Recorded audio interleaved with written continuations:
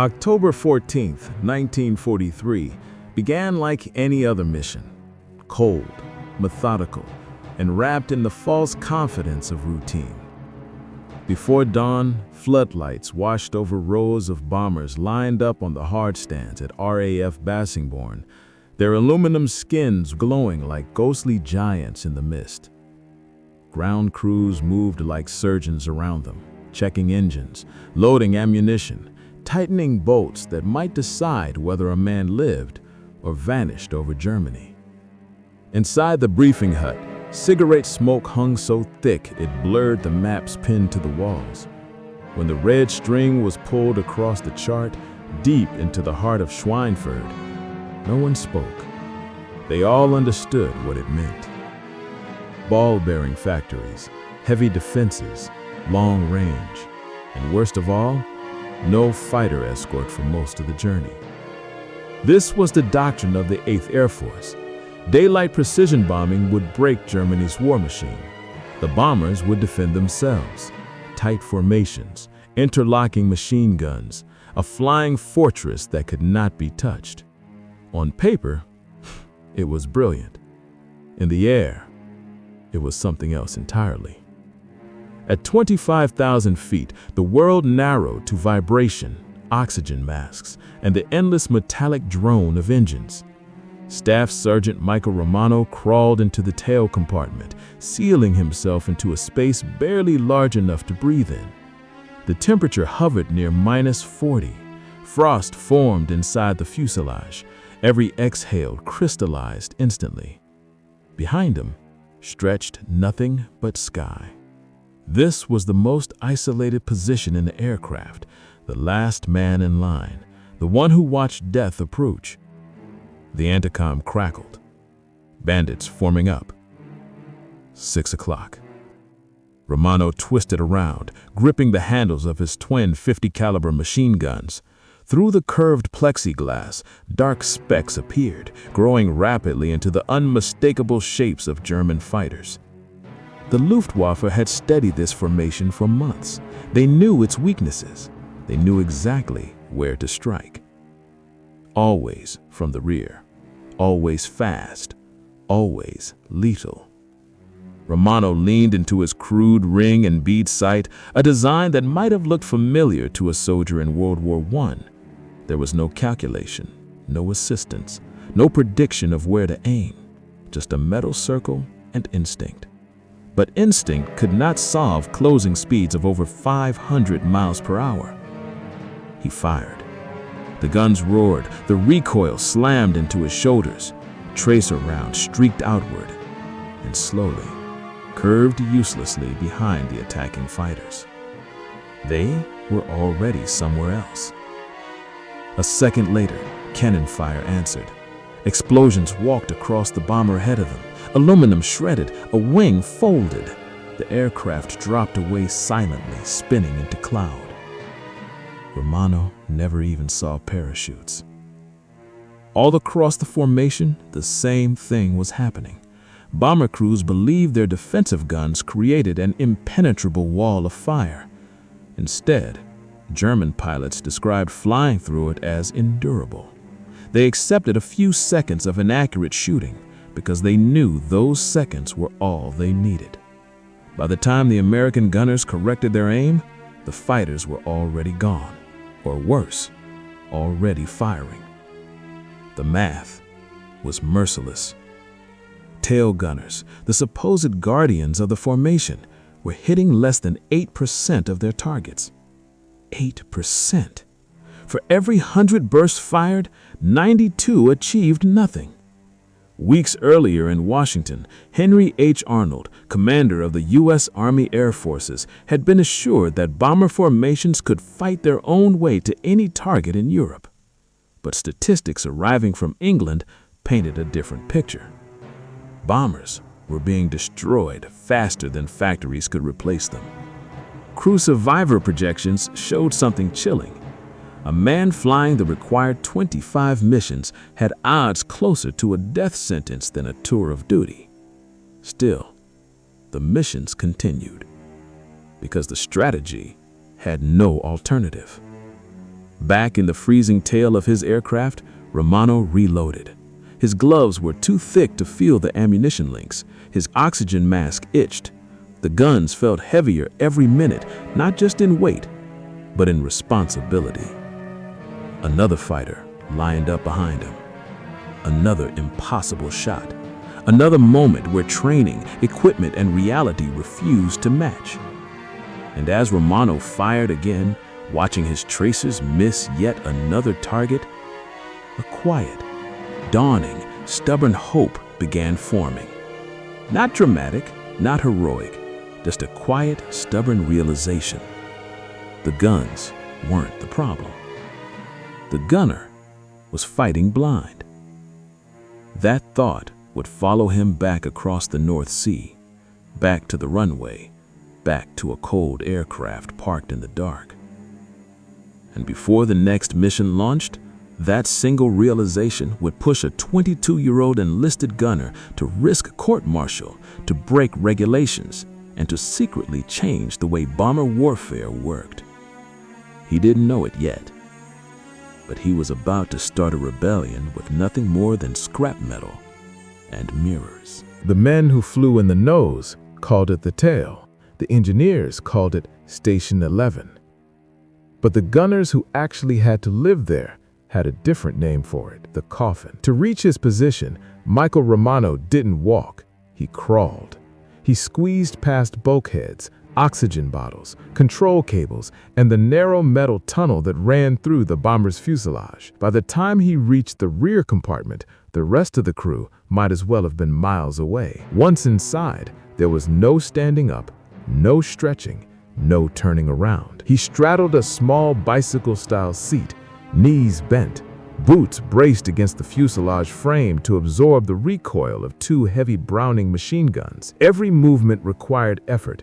Every burst of fire shoved his entire body backward, and unlike every other gunner on the aircraft, he had no one watching his back. If a fighter came in from behind, Romano would be the first to see it, and the first to die if he failed. The isolation was psychological as much as physical. Up front, the pilots talked constantly. Altitudes, headings, engine temps.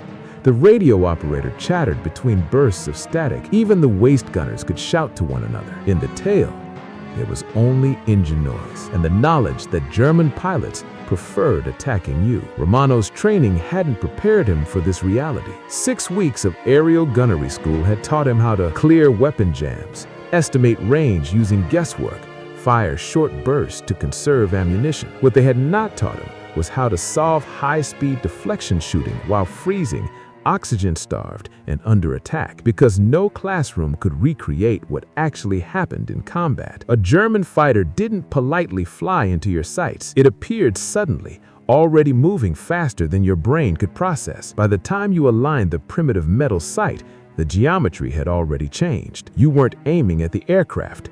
You were aiming at where it had been a fraction of a second earlier. After his third mission, Romano stopped believing the official explanation that gunners just needed more practice. He had fired hundreds of rounds. He had done exactly what he'd been trained to do, and still the fighters kept coming. Still, bombers kept falling. Still, friends disappeared from formation and never came back. One afternoon, after landing from another mission where he'd fired nearly 600 rounds without result, Romano remained inside the aircraft long after the rest of the crew left. The engines were silent now. The fuselage creaked as it cooled. The smell of cordite and burnt oil lingered in the air. He stared at the sight mounted between his guns, a simple ring of metal, a relic. It belonged on a rifle range, not in a machine traveling 150 miles per hour while being attacked by another moving just as fast. Romano muttered to himself, "How am I supposed to hit something I can't even track?" He leaned back slightly, exhausted, and for a brief moment, his eyes shifted away from the sight. That's when he noticed it. In the curved plexiglass enclosure around him,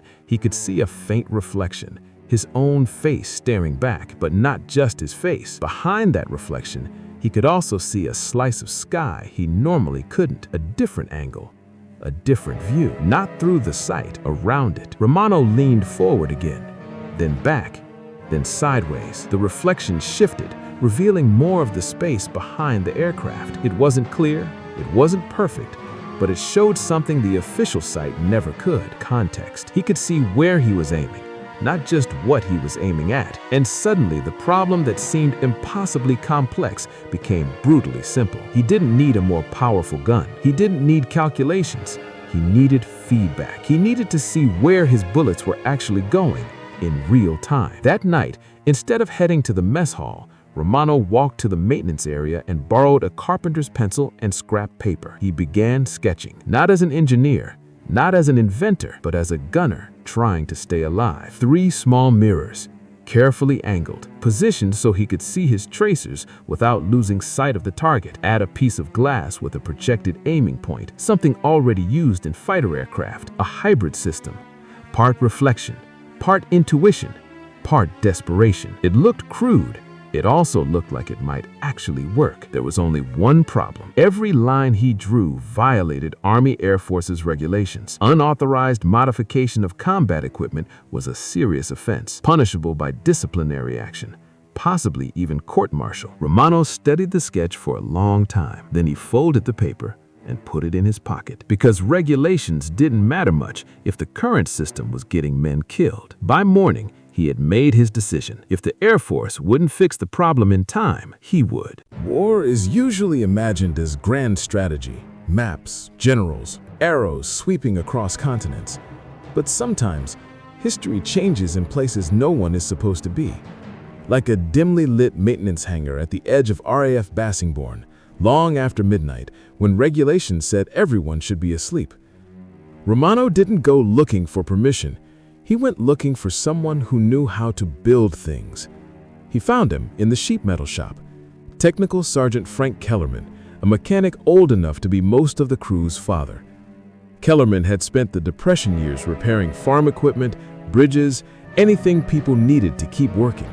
He believed in tools more than paperwork. Romano laid the sketches on the workbench.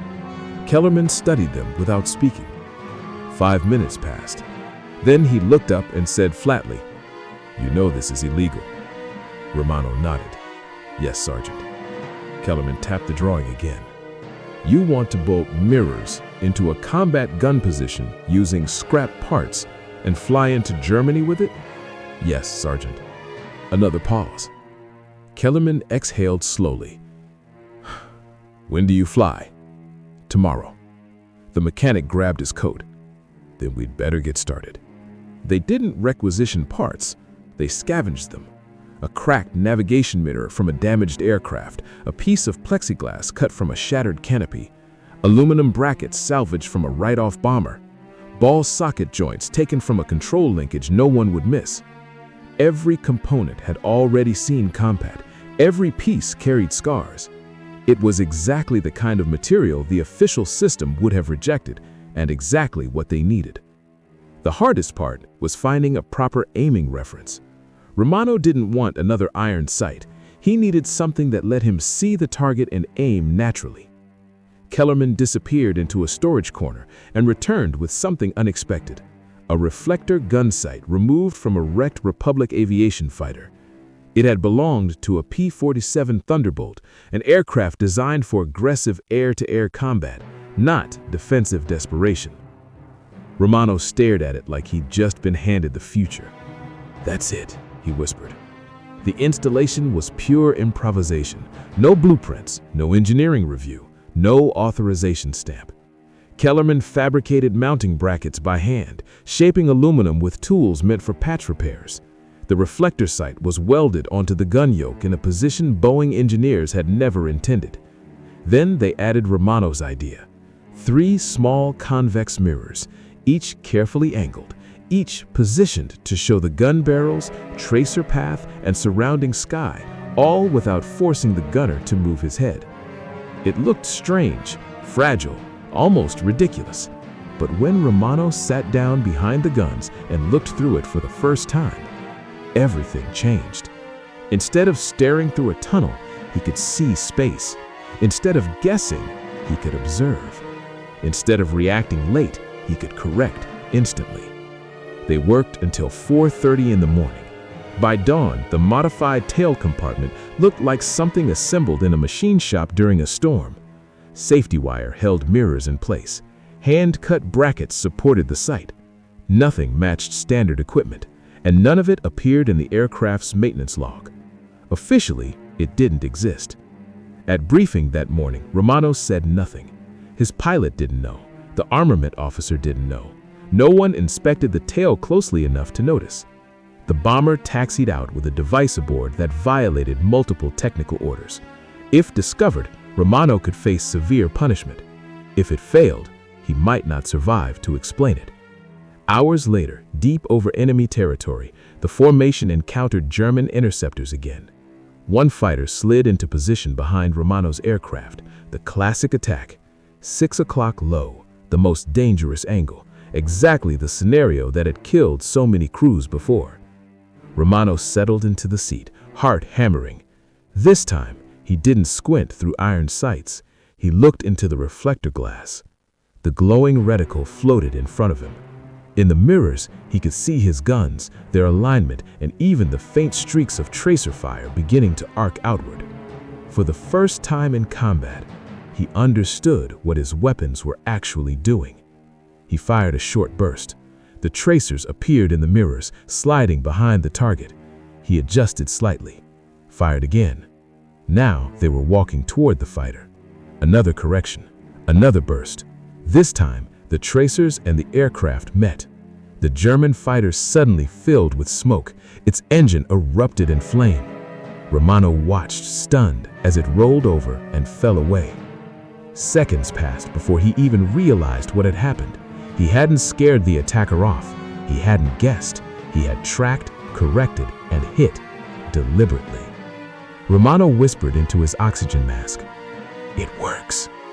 He landed with his first confirmed victory, and within 20 minutes of touching down, someone important noticed the unauthorized equipment bolted into the tail. The celebration was over. The confrontation was about to begin. Victory in the air did not mean safety on the ground. Romano had barely climbed out of the aircraft when the trouble started. During a routine inspection, the crew chief froze halfway through checking the tail section.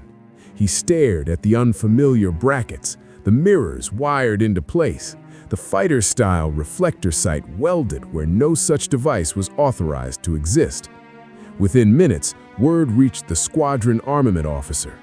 Captain Richard Voss arrived on the hardstand carrying a clipboard and an expression that told everyone this was not going to be a congratulatory visit. Voss climbed into the tail compartment, looked around once, and his jaw tightened. Who installed this? Romano, standing below, answered calmly. "I did, sir." The captain's response was immediate. "You modified combat armament without authorization. Do you understand you violated standing technical orders?" Romano didn't argue. "Yes, sir." Voss gestured sharply toward the mirrors. "This equipment hasn't been tested. It hasn't been approved. It could fail under stress, interfere with operation, or compromise the aircraft. You will remove it immediately." The irony hung in the air. Hours earlier, that same equipment had just destroyed an attacking fighter. But regulations didn't care about irony. They cared about procedure. Romano's pilot tried to intervene. "Sir, he got a kill using that system. Maybe we should—" "Lieutenant," Voss interrupted. "Combat success does not justify unauthorized engineering. We do not run this Air Force on improvisation." The mirrors, the sight, the entire device, everything Romano had built was about to be dismantled before anyone even studied what it had done. Yet something unexpected happened. Other gunners began to gather, quietly at first, then in numbers. They weren't there out of curiosity. They were there because they had lived the same problem, and they recognized a solution when they saw one. One of them asked, "Sir, if it works, shouldn't we test it?"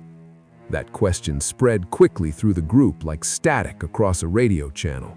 Because behind the discipline, behind the hierarchy, everyone knew the truth. Losses were mounting, missions were becoming unsustainable, and the current system wasn't saving them. The dispute escalated beyond the squadron. By evening, the argument had reached the commanding officer of the 91st Bomb Group. Colonel Stanley Ray was not an engineer. He was not a theorist. He was a veteran who had seen air combat since the First World War. He called both sides into a briefing room and listened without interrupting as officers argued regulations, safety, and discipline while combat crews argued survival. When they finished, Ray asked a single question. "How many bombers did we lose last week?" 17, sir. "And how many enemy fighters did our tail gunners destroy?" 3 confirmed. Ray let that silence settle.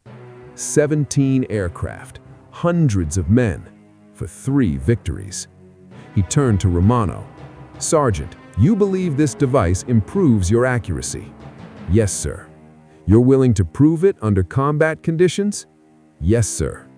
Ray nodded. "Then you'll keep it installed." The room shifted instantly. Not approval, not yet, but not rejection either. Ray issued his decision. Romano would fly the next missions with gun cameras recording every engagement. If the system showed measurable improvement, it would be evaluated for wider use. If not, it would be removed, and Romano would face consequences. It was a gamble, not just for Romano, for doctrine, for the belief that American bombers could defend themselves. The mirrors stayed, but now they weren't just an illegal modification. They were an experiment being watched by commanders desperate for answers. And soon, the skies over Germany would provide the data no committee could argue with. Experiments in wartime don't happen in laboratories. They happen at 25,000 feet with people shooting back. 2 days later, Romano climbed into the tail of his B-17 again. This time, nothing about the mission felt routine. A gun camera had been mounted to record everything he did. Every burst, every correction, every miss would now be analyzed frame by officers on the ground. If the system failed, there would be no hiding it. If it worked, everyone would know. The formation droned eastward toward Germany, engines roaring in steady synchronization. Frost formed along the inside of the tail enclosure. Romano flexed his hands inside heavy gloves, trying to keep feeling in his fingers. The mirrors vibrated slightly with the aircraft's motion. Improvised, unofficial, untested, except by him. Below, flak bursts began to rise. Ahead, contrails appeared, enemy fighters. The first interceptor approached cautiously, sliding into position behind the bomber formation, the exact attack profile German pilots had relied on for months. Romano leaned forward and centered his gaze on the reflector glass. The glowing reticle floated in space, steady despite the aircraft's movement. In the mirrors, he saw not just the fighter, but the alignment of his own guns and the faint shimmer of tracer rounds already loaded in the feed belts. For the first time, the fight didn't feel like guesswork. It felt like aiming. He fired. The camera recorded everything. The traces streaked outward, visible in the mirrors as gloating lines. They passed just behind the attacking aircraft. Romano adjusted slightly, leading more. Another burst. Now the traces walked closer. A third burst. They intersected. The fighter jerked violently, smoke pouring from its engine before it broke away. Inside the aircraft, no one else saw the details, but the camera did. And that camera would change everything. The attacks kept coming. Another fighter swept in low. Romano tracked it smoothly, correcting his aim in real time using the mirror feedback. He no longer chased the target blindly. He guided his fire. The result was immediate. The second attacker rolled away trailing smoke, abandoning its run before it could fire effectively. By the end of the mission, Romano had fired far fewer rounds than usual. Yet, his results were dramatically different. Where gunners once emptied ammunition belts in desperation, he was firing short, controlled bursts, each one adjusted using visual feedback the old system never provided. Efficiency replaced panic. Precision replaced hope. Back on the ground, intelligence officers rushed the gun camera film for analysis. In a darkened room, they watched the footage projected onto a screen. At first, the engineers expected to find luck, a fortunate angle, a single coincidence. Instead, they saw something repeatable. Track, fire, correct, hit. Again and again. Romano wasn't spraying bullets. He was walking them onto the target with deliberate control. One officer reportedly muttered, "He's solving the firing problem while he's shooting." That was the breakthrough. Traditional sights assumed the gunner could calculate deflection mentally. Romano's system removed the calculation entirely. It turned combat into an observable process instead of a mathematical guess. The statistics told the story even more clearly. Average tail gunners required thousands of rounds to achieve a single confirmed hit. Romano's ammunition expenditure per engagement had dropped dramatically, while his effectiveness increased. It wasn't just an improvement, it was a transformation. Even skeptics began to reconsider, because the evidence wasn't theoretical. It was recorded in combat, frame by frame. The mirrors weren't a gimmick. They were a tool that let a human being adapt faster than any training program could teach. Command now faced a different kind of problem. The device they had nearly banned might actually save aircraft. But approving it meant admitting that a field modification built from scrap had solved a problem official engineering had not yet fixed. And wartime bureaucracy was not built to accept that easily. Still, losses continued, and every commander understood the cost of waiting. The question was no longer whether Romano's invention worked. The question was how fast they could build more of them. Once the gun camera footage was reviewed, the argument was over. Not officially, but practically. The officers had seen enough to understand that Romano's strange combination of mirrors and reflector glass was doing something their manuals could not explain and their regulations could not ignore. The only question left was speed, because the war was not waiting for paperwork. At RAF Bassingbourn, decisions were now being made in a very unmilitary way. Instead of drafting formal proposals and sending them through channels that could take months, Colonel Ray called in the maintenance chiefs and asked a far simpler question. How many can we build? Technical Sergeant Kellerman scratched numbers onto a notepad, mentally counting available materials. If we salvage parts and use the machine shop, maybe 4 per day. Ray didn't hesitate. Start tonight. And just like that, an unauthorized experiment became a quiet production program. No official designation, no supply chain, no procurement order. Just mechanics, sheet metal workers, and armorers working after hours to fabricate devices that, on paper, didn't exist. They scavenged relentlessly. Damaged aircraft became parts donors. Navigation mirrors were removed from wrecks. Plexiglass scraps were cut and polished by hand. Mounting brackets were shaped using tools meant for structural repair. Reflector sights proved the most valuable component. Several were recovered from wrecked fighters built by Republic Aviation, originally installed in the formidable P-47 Thunderbolt. Those sights, designed for aggressive dogfighting, now found new purpose helping bomber gunners survive defensive battles. The work had an almost assembly line rhythm.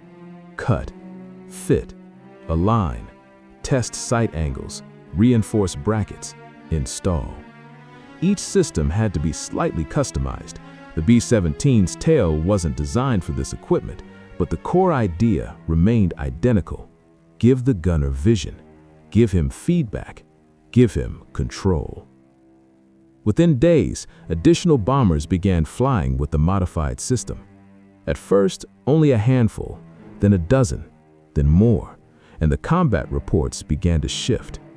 Tail gunners who had never scored hits were suddenly damaging or driving off attackers.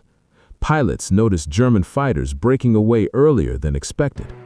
Formation losses during rear attacks began to decline. The effect was psychological as much as physical. Bomber crews had spent months feeling hunted. Now they felt armed with something more than courage. They felt capable. German pilots noticed the difference too. Defensive tactics have relied heavily on closing from the rear, where defensive fire was weakest. But now, bombers that once seemed vulnerable were suddenly placing accurate bursts directly into attack paths. Some Luftwaffe reports describe the change as if the bombers had received new turrets, even though nothing powered had been added. Just glass and mirrors. Back at the base, the unofficial workshop kept expanding. Men volunteered to help, even when it wasn't their job, because everyone understood what they were building wasn't just equipment, it was time. Time for bombers to stay airborne longer, time for crews to complete their missions, time to come home alive. Eventually, higher headquarters could no longer ignore the results. Inspection teams arrived expecting to correct a procedural violation. Instead, they found rows of aircraft already equipped and mission data showing clear improvement. The field modification had outrun the bureaucracy meant to control it. Now the question wasn't whether to allow the system, it was how to standardize it across the force. And once that process began, Romano's once illegal idea would start influencing the very aircraft factories that never knew his name. By late 1943, something unusual was happening across the bomber groups in England. Crews were talking. Not about losses, not about flak, but about a modification. Have you seen the mirror setup? They've got it in the 91st now. Tail gunners say it actually works. In wartime, word spreads faster than official orders, and the results were becoming too visible to dismiss. Mission summaries began showing a measurable shift. Rear attacks, once the safest and most predictable method used by German interceptors, were becoming riskier. Fighters no longer lingered comfortably behind bomber formations. They made shorter passes, broke away sooner, and sometimes avoided the 6 o'clock approach entirely. Analysts reviewing engagement data noticed the pattern immediately. Accuracy wasn't improving by small margins, it was multiplying. Inspection officers forwarded urgent reports up the chain of command. What began as a field improvisation was now being studied as a tactical development. At 8th Air Force Headquarters, engineers examined Romano's concept, not its rough construction, but its underlying principle. It wasn't the mirrors themselves that mattered most. It was the idea of giving the gunner a continuous visual relationship between the target, the gun alignment, and the tracer path. Instead of forcing a human to calculate deflection under stress, the system allowed him to see correction instantly. That realization caught the attention of designers already working on improvements to the B-17's vulnerable tail section. At Boeing's Modification Center, engineers developing the new tail configuration compared their planned sighting solutions with combat reports coming from England.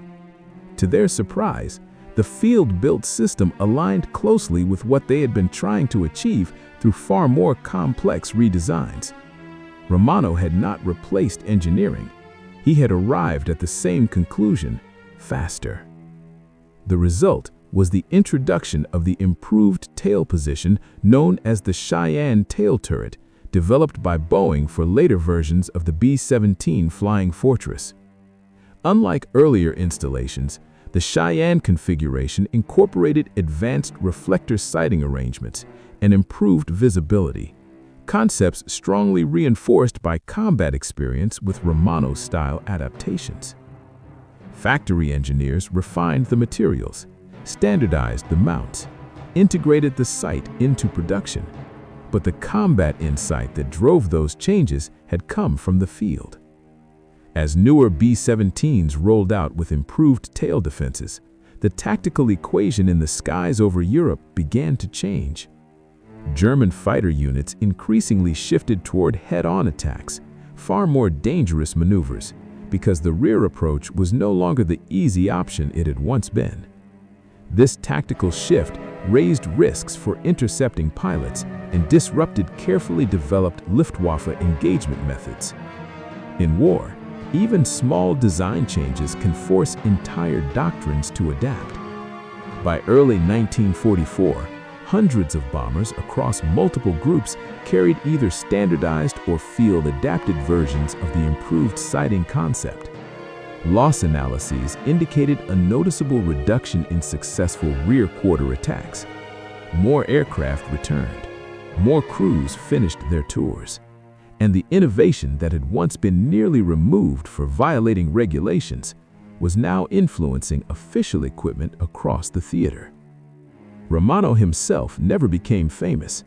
He continued flying missions, still seated in the same cramped tail compartment, still relying on a system he had first assembled from salvaged parts. To him, it was never an invention. It was simply something he needed to survive.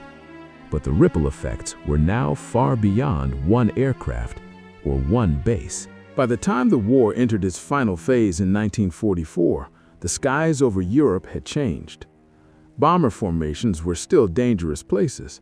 Flak still tore through aluminum. Fighters still attacked, but they no longer did so with the same confidence from the rear. What had once been the safest angle of attack had become contested space, and most of the airmen benefiting from that change never knew the full story of how it began. Staff Sergeant Michael Romano kept flying. Mission after mission, he returned to the same narrow tail compartment, kneeling on the bicycle-style seat, scanning the sky through cold plexiglass, trusting the sighting system he had helped create.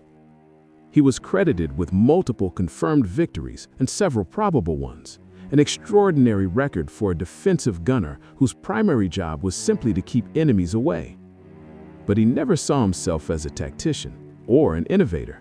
He was just trying to make it home. In February 1944, during heavy operations against German industry, Romano's aircraft was badly damaged by flak. Systems failed. Hydraulic fluid sprayed through the fuselage. The bomber barely remained controllable. The crew crash-landed after limping out of hostile territory.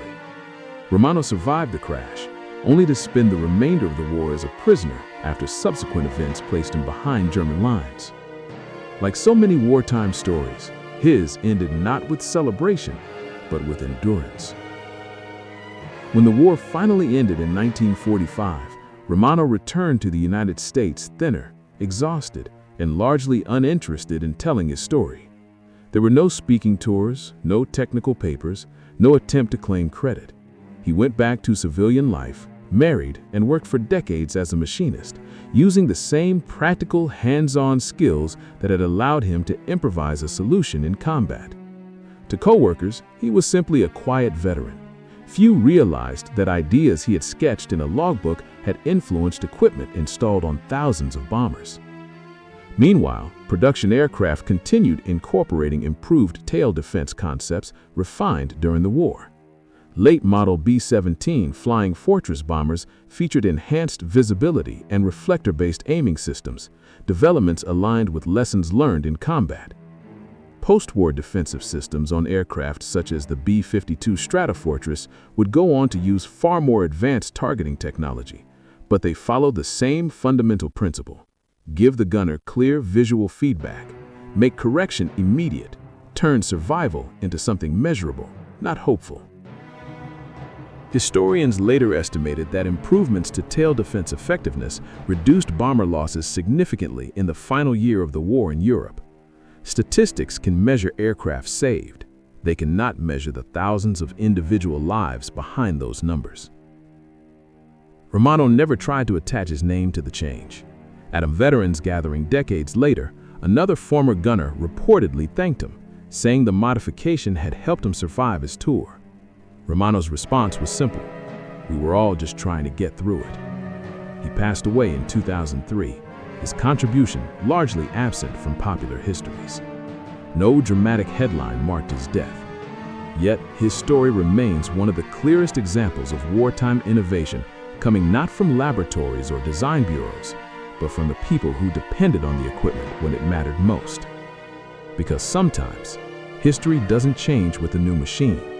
Sometimes, it changes when one person refuses to accept that something is good enough and decides to fix it before the next mission.